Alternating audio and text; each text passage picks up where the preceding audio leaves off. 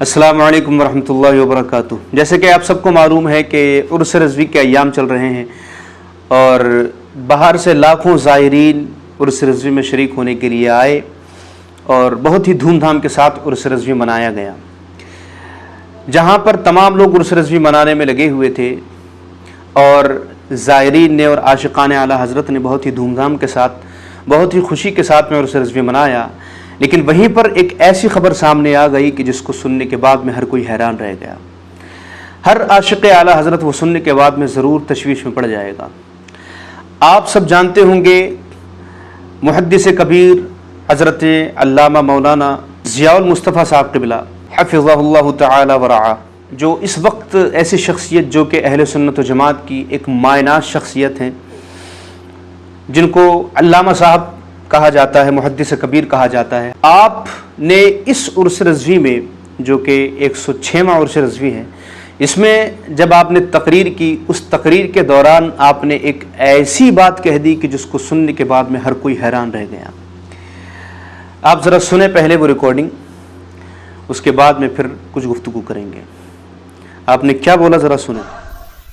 سنو، میری عمر 92 سال ہو گئی اور مجھے ایسا معلوم ہوتا ہے کہ اس 92 سال کی عمر ہی میں دنیا سے کوچ کروں گا۔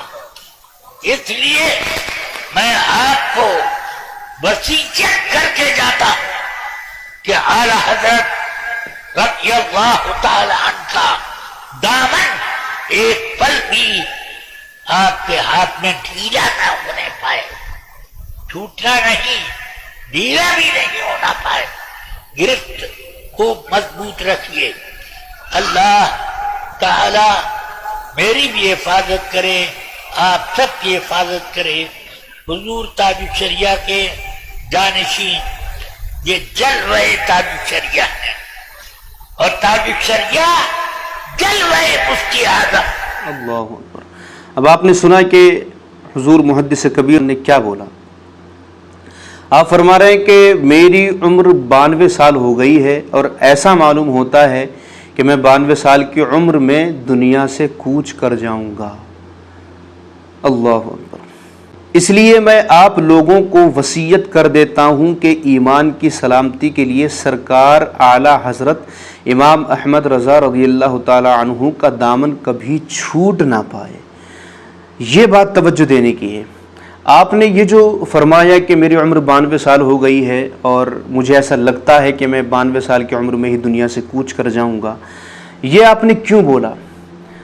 یہ بولنے کا مقصد صرف اور صرف یہ لگتا ہے کہ آپ یہ بتانا چاہ رہے تھے، آپ یہ درس دینا چاہ رہے تھے کہ جو بھی یہاں پر لوگ ہیں یا جہاں تک بھی یہ بات ان کی پہنچے وہ سب سمجھ لیں اور اس بات کو گانٹھ باندھ کر کے رکھ لیں کہ مسلک اعلیٰ حضرت سے کبھی بھی ذرہ برابر بھی کوئی ہٹ نہ جائے۔ اب آپ یہ دیکھیں کہ حضور محدث کبیر حفظہ اللہ تعالی ورعاہ نے اس چیز کا ذکر کیا کہ میری عمر 92 سال ہو گئی ہے اور ہو سکتا ہے کہ 92 سال کی عمر میں ہی میں کوچ کر جاؤں۔